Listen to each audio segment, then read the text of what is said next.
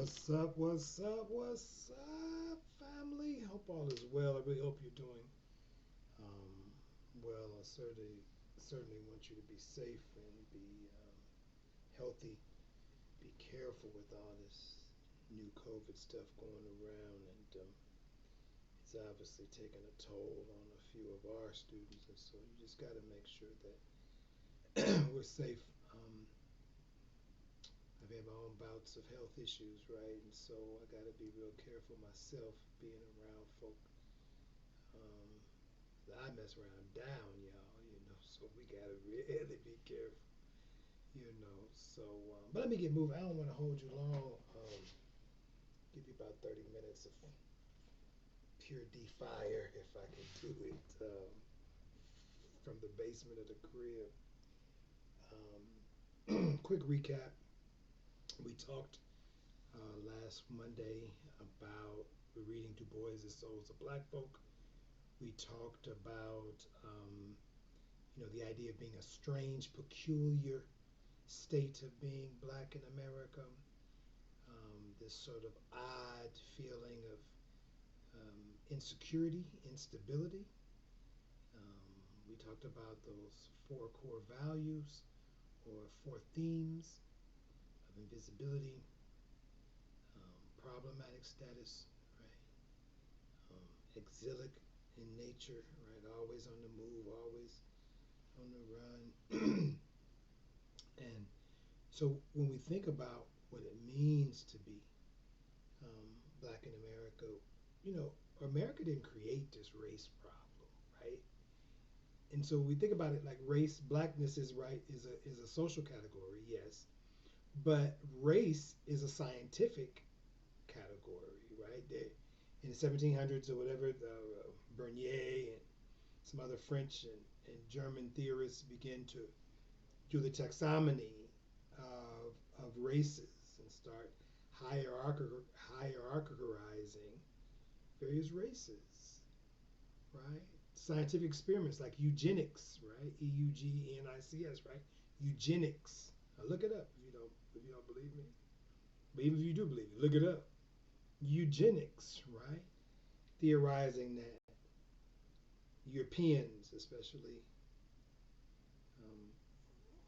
Anglo-Saxon Europeans, were actually better in phenotype, genotype, skin texture, body composition than African peoples.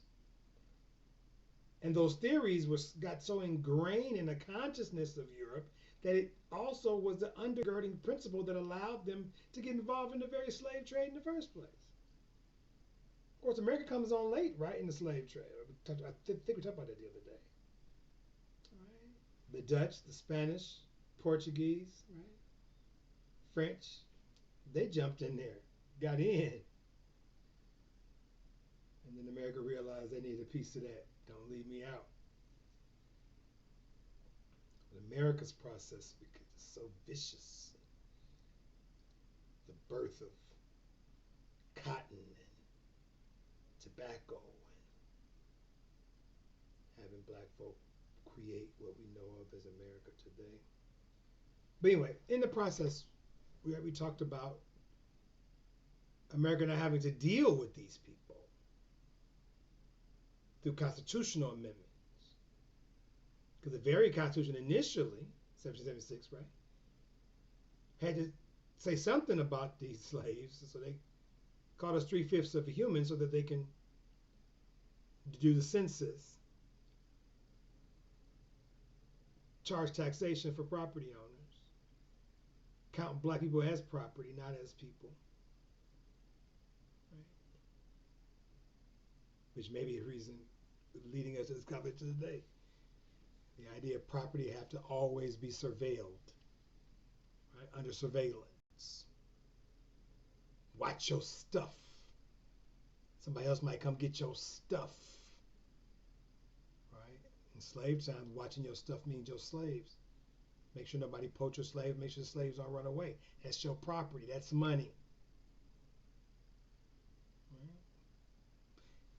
One of my mentors, a professor at Princeton, a mentor and big brother, really, Eddie Glaude says, look, America's original sin was not slavery. It wasn't even the genocide of native peoples. This is what led to both those, which was the belief that white people matter more than black people.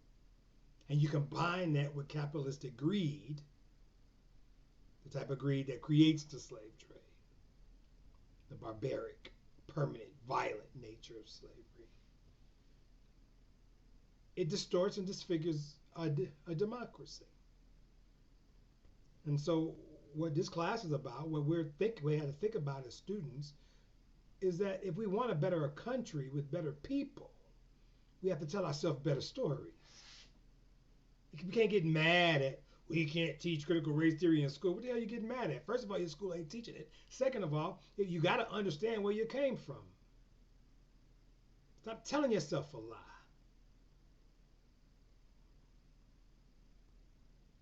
Black bodies has always been able to be extracted and used and bartered, traded, right? And in many senses, might be a controversial claim here, but I can stand on it. In many senses, black lives mattered more to slave owners than it does now in a free society. Outside of industries maybe like, well, I ain't gonna go there. So we have to ask ourselves, as we think about Trayvon Martin, which we're reading now, we have to look at ourselves in the mirror and ask ourselves, listen, what is it about this odd, peculiar state of, being black in America? What is it about the sense of both being invisible at one level, but also hyper visible at the other level? We talked about that the other day. Hyper visibility meaning always being the center of attention, but never actually paying attention to them. Seems right. You don't care about my identity. Just shut up and dribble. Shut up and sing. Shut up and work. And as soon as I step foot out there and say, excuse me, can I? No, you cannot.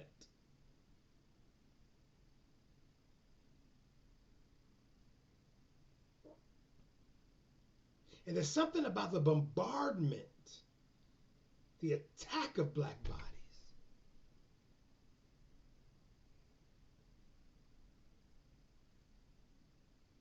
or the attack against black bodies,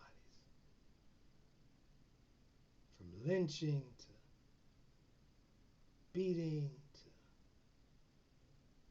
what we talk about a little bit today, incarceration. It's something about, this is why Du Bois says, it's such a strange feeling. And this is why you can have a Trayvon Martin, a young man at his mama's crib, going to the store, getting him some Skittles and a tea, on the phone with his friend. And you got somebody like George Zimmerman. If you haven't seen the tape or heard the tape, look it up. George Zimmerman 911 call by Trayvon Martin. I got this guy looks suspicious in our neighborhood. We've had some break-ins, and I need this. I've never seen him before. I need to see what he owns. Cops told him, look, don't get involved. Where is he at? We'll come into it. No, I am the neighborhood watch. I am a state-sanctioned, state-approved surveiller of black bodies. I'm going to handle it. The cops told him, don't leave him alone. We'll come to him. No. George Zimmerman says, I got this. He can't get away. I'm tired of them getting away. And we know the story. Young black kid wasn't having it. Strange white man following him. Scuffle incurred. If you listen to the court case, George Zimmerman was getting his ass whooped. He approached Trayvon. George Zimmerman decided to take out a gun and kill him. The courts found George Zimmerman not guilty. That ultimately he was protecting his life. What is the value of black lives? This whole course begins partly from that case. This whole movement begins partly from that case. Now, obviously, we know through some of the issues we're going to talk about today and for the rest of the semester, some of these issues predates Trayvon Martin.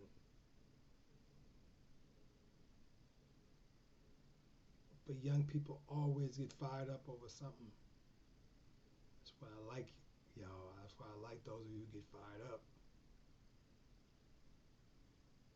And this idea of the incarceral state, the prison industrial complex, the criminal justice system en masse, and it's where BLM really holds its teeth. Black boys, black girls, overly surveilled, overly arrested, overly put in the system, their lives snuffed, limited.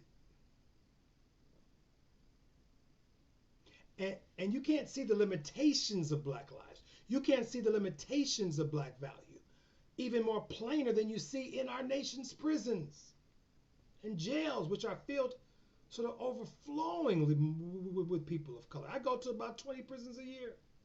I haven't during COVID, but pre-COVID. For about 20 years I've been doing this. And I'm telling you, it's enough to make me cry sometimes. Male prisons, female prisons. And so sometimes I have to ask myself as an intellectual, as a professor, what is my responsibility in the face of this strange, peculiar existence of being black in America? America's prison system has grown to be a sort of an albatross, a leviathan, to speak Hobbes' nature. If you look that up, Hobbes, Thomas Hobbes, his leviathan, the state that snuffs out the life of its vulnerable. Incarceration on a mass scale has been a sort of a very central component of a social policy in this country. And that there's a sort of a moral challenge that has to be faced, right? It's not just a technical problem, this is a moral problem. What is the value? Values is a moral question. It could be an economic question too, depending on those of you students who might be economic theory. Which again, remember, that's not divorced. Black people and value. The lives don't matter, but their presence do. It becomes problematic, don't get me wrong, but I can use them.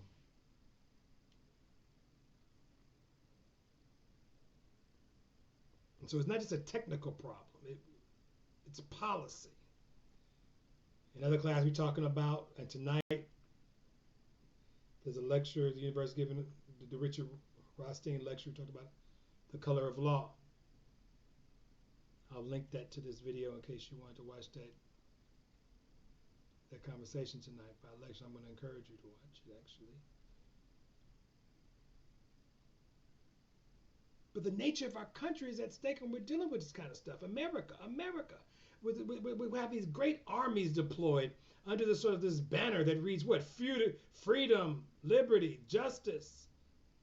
But we hold on to the largest custodial infrastructure, the largest prison industry in the world that deprives liberty. And for poorly educated black men, Latino men and women, and again, poorly educated has all to do with what? Racial segregation. Which has all to do with what? Housing. Which has all to do with what? Policies that government enacted specifically as it deals with people of color. How does it feel to be a problem?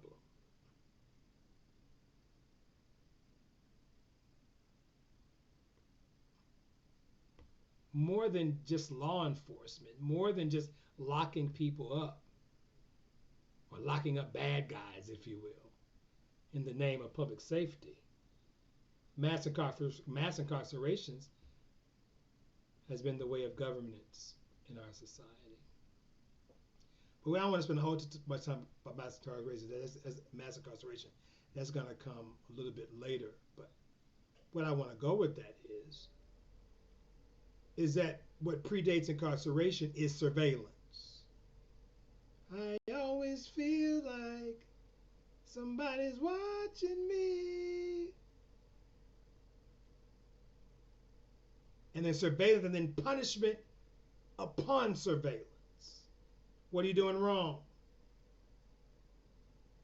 It's why black boys are the most suspended in the country from schools.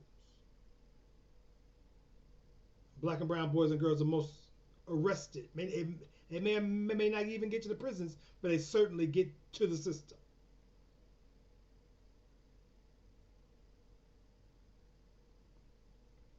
Serious business.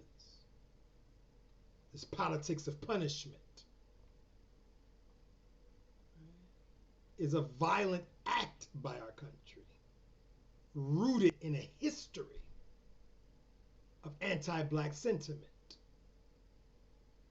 social control, the management of the unruly.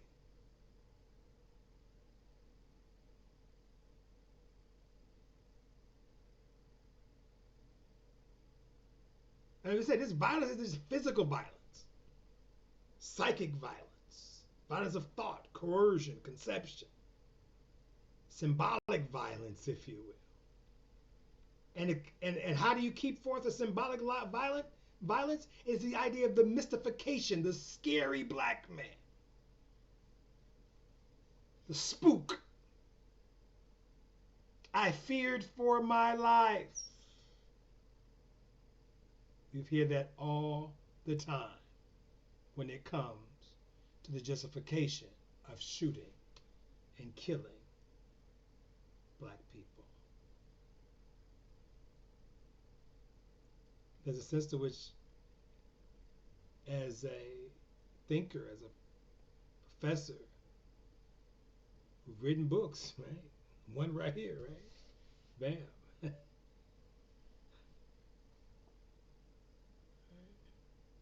Think I would have the answers. I talk about it. I ain't got the answers. This is deal with serious policy. Policies that have garnered support over time. Because even despite, and support, maybe even because of, but certainly even despite its disproportionate negative impact on black people. I mean, if we think about our cities, for instance, right? Back to the housing question. The structure of our cities within a sort of these racialized ghettos, these were constructed. And I'll give a lecture next week on that. Actually, it may come on Sunday, but I'll give it next week on that.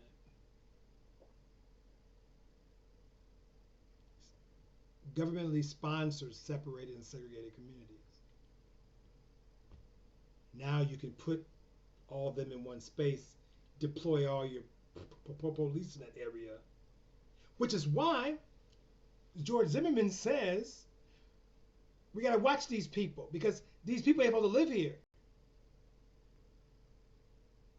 Trayvon's mama was a very, very small minority.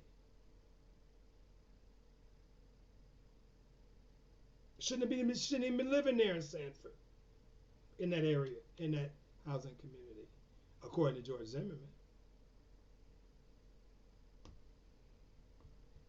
And so when you watch the case, I'm gonna ask you to watch the full case. It was like 2 weeks of a criminal case, but they begin to talk about Trayvon Martin's culpability.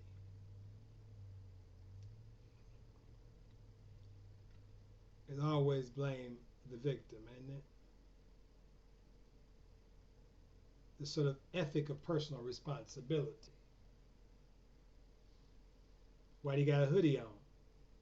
The hoodie looked suspicious. I kept calling his name. He didn't say nothing. First of all, the boy was on the phone with earpiece. Second of all, somebody coming, hey, hey, hey, why would you be talking about me? I'm going to my mama's house. Why would I think you're talking to me? I don't know nobody over here. I ain't talking to nobody.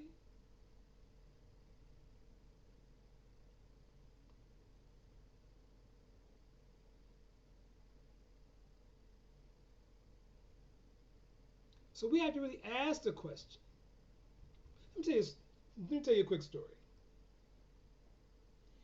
So for those of you who don't know, I went to school in Washington D.C., Howard University, HU, and D.C. is separated into four quadrants, right? Northeast, northwest, southeast, southwest, right? And in most cases, especially back then, now D.C. is just I don't know, it's crazy. There's so many people in D.C. now, it ain't even funny. But I was there in '89 to '94, so it was like it was very clear distinctions outside of maybe Northeast. Some parts of Northeast was black, some of it was white, some of it was mixed, blah blah blah. But for the most part, so I was in. It was 1990. It was around late May, June of 1990, and I was on the southeast side of DC. And southeast is an area that's predominantly black and low income in DC, with what a very visible police presence. My mom had called me on my cell phone. Yeah, we had a cell phone. It was a big phone at the time, but it was a phone. And I hadn't answered the phone and called because I got caught up in the situation. Well, when I returned my mom's call, I know I was loud and probably swearing on the phone. And so she knew something very bad had happened to me. I know she didn't know what was going on, but when she was finally able to get me to calm down, I told her how I was sitting on the stoop, on the stairs of this building with one guy who's actually our defensive back at Howard, and some of his he was from DC, and a couple of his friends. We were sitting on the stoop when four police officers ran up on us, threw me and the three others on the ground, handcuffed us, and pushed us against the wall. And then they asked us, "What drugs do you have? What drugs do you have?" Now, I ain't had no drugs. And I told the officer many times, I ain't got no drugs. Got no drugs. But every time I would tell the officer that, when he would ask, it seemed only to provoke. It seemed only to provoke one of the officers, at least on me anyway. Got more mad, pushing my shoulders. Because I got handcuffs on, right? So I basically, every time I gave him an answer that he thought was a lie, it made him more and more upset. And so I sat there cuffed and sort of slumped against a brick wall. And after he goes down the line, the other officer was there, car started to pull up. I got nervous and scared, like, oh, shoot. And I told the officer, man, look, two of us, we go to Howard, we play football on Howard's football team. And I go to Howard, I'm a philosophy major, and I know that without reason, you can't hold me. Can't keep me here. Let me go. So they got my college ID because it was in my wallet, and my wallet had fell out when he was pushing me around to the ground. So the officer did realize that I was a Howard student, my Howard ID, and I ain't had no drugs. And so he let me go, and he eventually let all four of us go. So I'm on the phone with my mom, like I said, and I told my mom this story. And I was loud, pissed off, still kind of shaking, barely really able to hold this big old phone to my ear. And we were sitting there kicking, chilling, just laughing, look at the girls go by, all the joy of a beginning of a summer. And even a couple months later, I was on my way to London actually to go do an internship in London. And excited about that. I'm just kicking it with them because I wasn't going to play that fall. I was going to be gone. And all that joy was gone. The joy turned to rage, helplessness, fear. And my mom was on the phone. You know how moms are. She wanted to take away the hurt and frustration. Because she felt it. She heard it. She felt it through the phone. But she neither had the will nor the ability to lie to me, though. And she said, Jay, this is the strength. This is the dogged mightiness of American racism. And we both sort of knew that as a big black man in America, this probably won't be the last time I got caught up with the police. Stopped, frisked, feared, profiled. But being a mom in her sort of attempt to calm me down and shift attention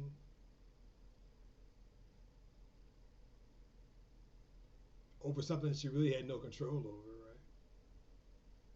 Me neither. She had a genius idea and suggested that, Jay, maybe you should leave for London earlier. Take your mind off this and this situation. And I yelled at her on the phone, what's this shit gonna do? I mean, my mama, I shouldn't have said that. She said to me, first, take that damn bass out your voice, boy. I'm still your mama. And I come to D.C. and whoop your ass yourself. Whoop your ass myself. You don't have to worry about no police doing it. Then she said, but you are not, Jay. You are not what they thought you were. And I took those words that I'm not what they thought I was. The I versus the I we talked about. The ontology of blackness as being perceived as hyper-violent, hypersexual, hyper-criminal. I'm not who they thought I was. But you fit the description. That's a description as you've painted in your mind generations after generations after generations after generations of black bodies.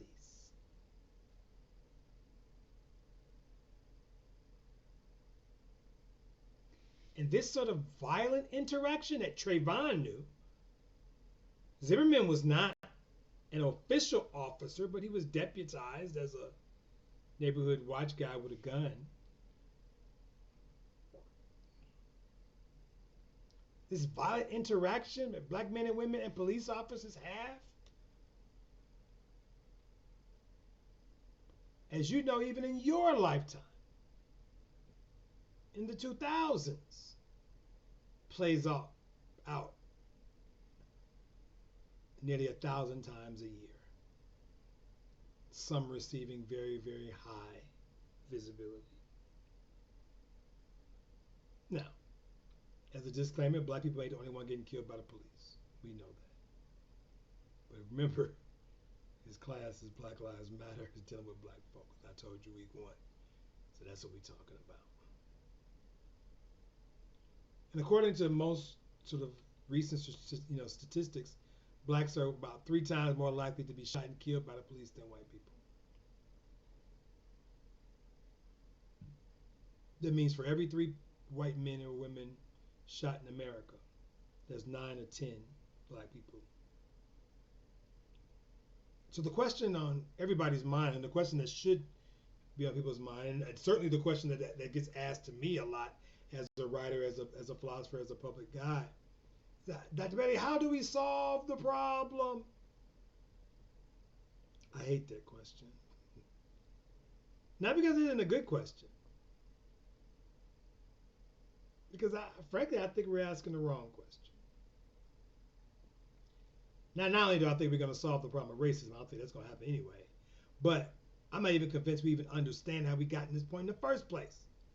Y'all sitting up here arguing about no CRT. You don't even know what the hell CRT means in the first place. Critical race theory. You got parents arguing mass, not mass, shooting people, fight people. We are a screwed up nation. And I don't even blame it on Trump. I'm not blaming it on him.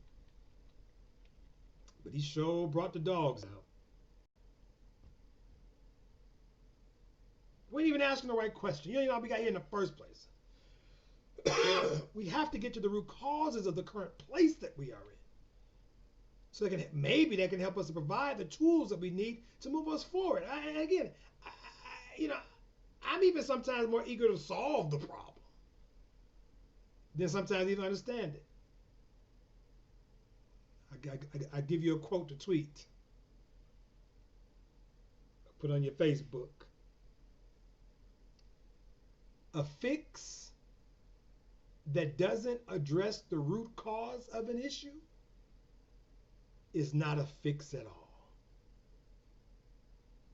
A fix that does not address the root cause of an issue, of a problem,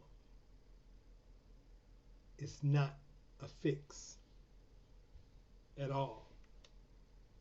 Let me move faster. The present crisis, the present moment surrounding race in America, I think, suffers from the lack of attention to what root causes.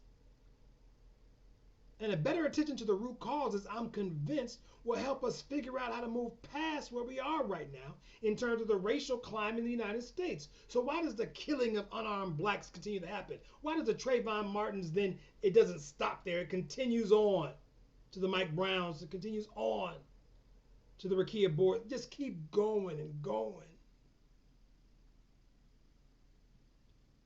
It continues to happen because we have the wrong diagnosis and the wrong cure. And what I mean by this is that we tend to think of a problem of racial violence as isolated, as a few stubborn cops, as a few stubborn situations, as this one crazy dude, this one crazy female.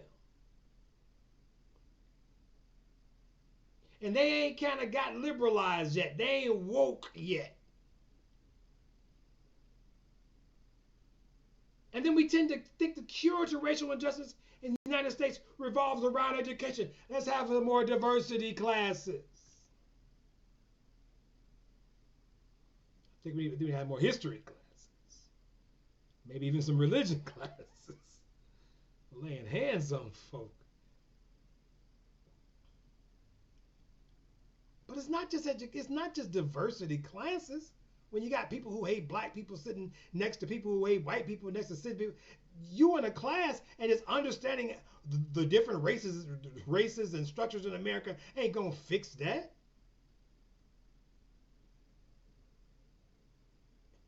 And it ain't even gonna fix it whether you even got you might say I ain't even got no animus. I don't hate nobody. I don't hate this, but you're a part of a system that structurally creates these sort of differences that then you live by and operate by, even if you don't like. That's why I told you the story about naming as an ontological act. Because we're so inside the veil, if you will, we get so caught up in race and racism that sometimes we don't even love ourselves enough. And we don't think we're going to succeed enough, so then we have to then name our children. We have to act as if, or put our children in a situation, even if just by name only, by symbol only.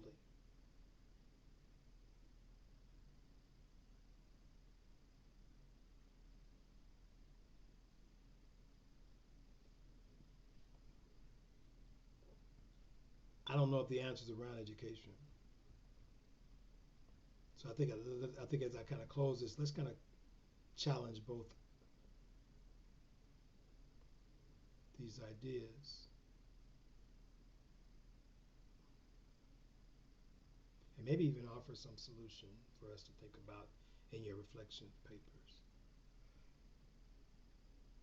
Part of the reason why the sort of the killing and targeting and sort of the surveillance of unarmed black people continues to happen at an alarming rate is because we haven't properly addressed our long history of racial terror in this country.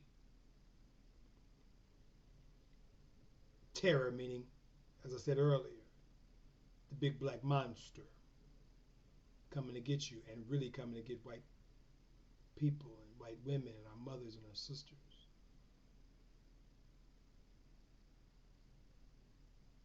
Blackness is a proxy, is another word for criminality. Substitute. But instead, when we're confronted, we have to deal with these racial injustices. What we like to do is point to a few small bad apples. We individualize the problem and situate it away from us. That's why we can look at a Dylan Roof in South Carolina, shut up a black church and had the white power manifesto, as that's just Dylan Roof.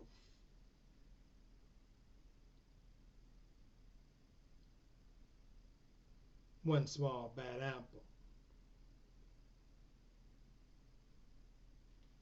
In what was it, Texas? That was right before the Dayton massacre. That was right before the Las Vegas massacre of a couple years ago. Right? Holding racist manifestos, want to kill some Mexicans that day in Texas. We ain't talking about a few bad apples. The problem is the whole damn tree. The whole apple tree is infected. The problem is that the presumption of dangerousness is tightly bound to race. For so many people in this country. And quite frankly, for so many black people too. Scared of black folk. Scared to talk to young black folk. Afraid they're going to kill you, fight you, bother you. And so police officers use the justification of deadly force partly to feed into the fear that we already got in this poisonous, rottenest apple tree. And we can believe that they believe that their life is in danger because they've been trained to hate and to fear these black people. Because we do too, if we're honest with ourselves.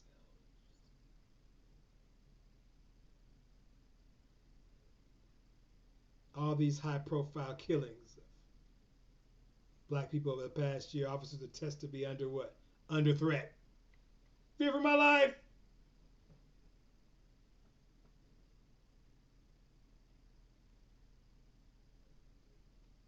So what about unarmed citizens? That means back to phenotype. It's your black skin, Negro. It's your black body.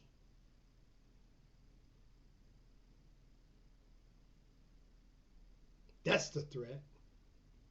That's a life-triggering threat.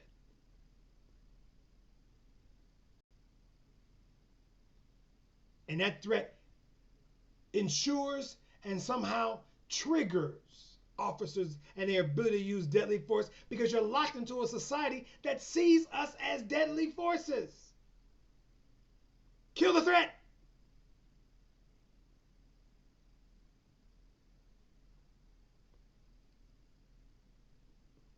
%33 of blacks have been killed by police are unarmed, were unarmed.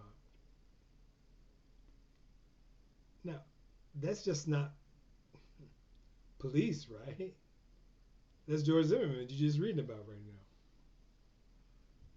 And this myth gets reinforced and takes on a truth-like quality every day during everyday interactions. When a black man passes a woman and she clutches her purse, we hear that story all the time, right? A group of black friends walked by a car and someone just locked their doors. They were afraid. And even on both sides of this, I got I know black people. Heck, my mom. I love my mom. And I got black people who see other black people as threats too. Now the difference between just being rational, right, statistically problematic, right, being careful in certain neighborhoods because certain neighborhoods might be still more cars, so you lock your door.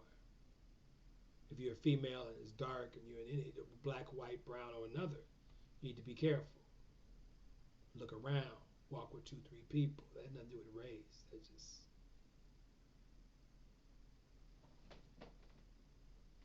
But when by the very thought or the very sight of a black person, no matter what a black person look like or a group of black people, right? We think of mob action in America. Right? Some municipalities, yeah, you put two or three black people together, you already get a mob charge, no matter what you do. And sometimes you can't even stand on the street corner no more like that.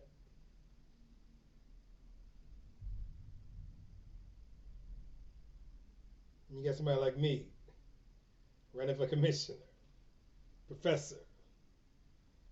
I just want to be, in the words of Drake and Trey Songz, I just want to be successful. I'm no threat.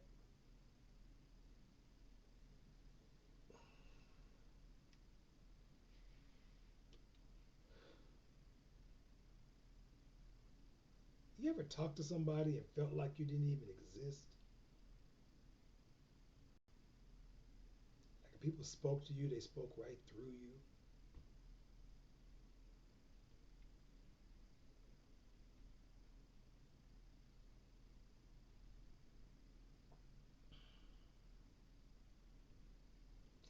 I don't know. Let me shut this down. So look,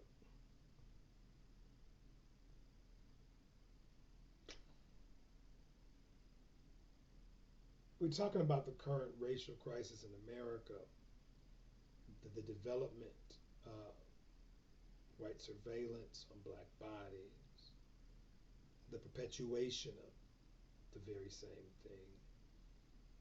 We tend to focus all our attention around police and overlook our own responsibility, our own complicity in creating an environment in which black lives are not treated as equal. To be clear, in thinking about solutions of racial violence, right? I guess, right? I talk about this now. I'm running for office, right? I guess I'm in favor of body cameras. I'm in favor of de-escalation and non-militarized police force. I'm in favor of stricter laws that make officers accountable.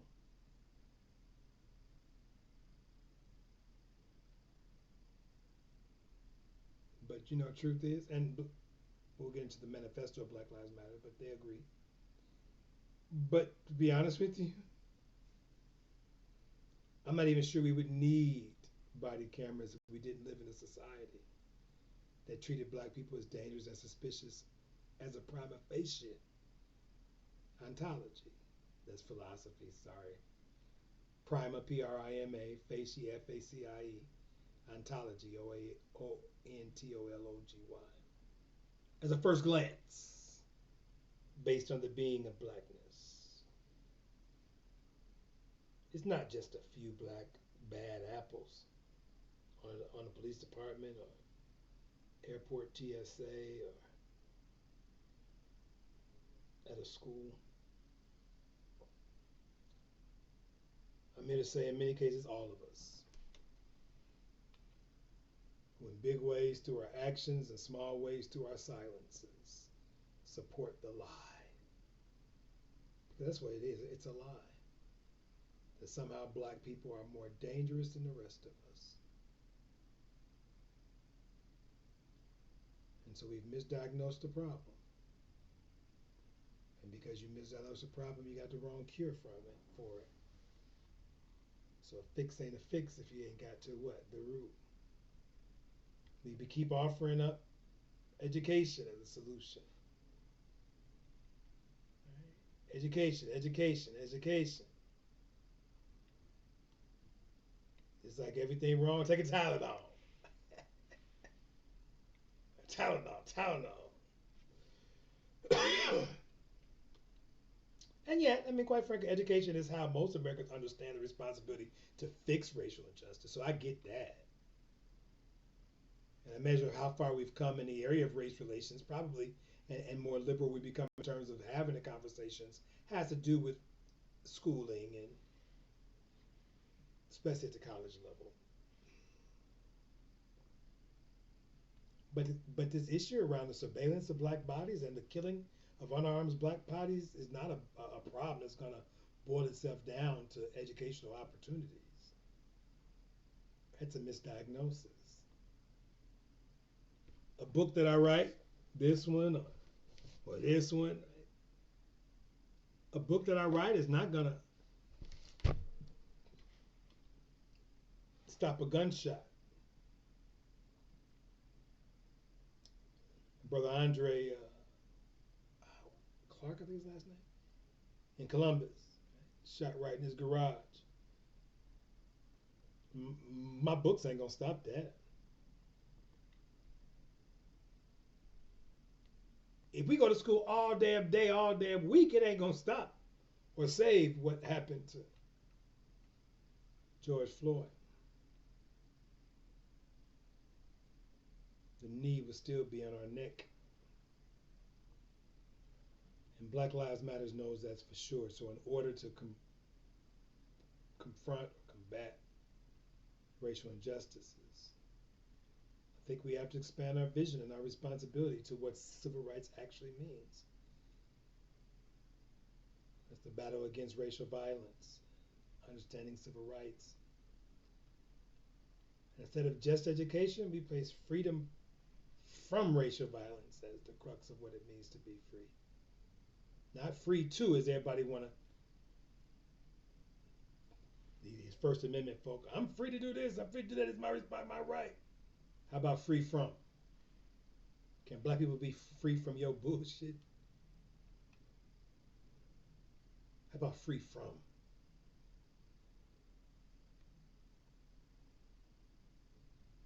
So look, that's his lecture. We'll be doing this all semester.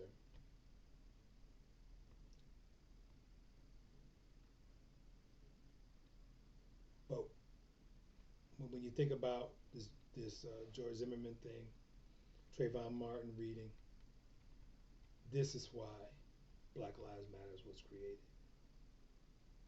Because young people are taken to the streets and they're demanding to be seen. And seen not as dangerous, but seen as people whose lives have value and deserve protection.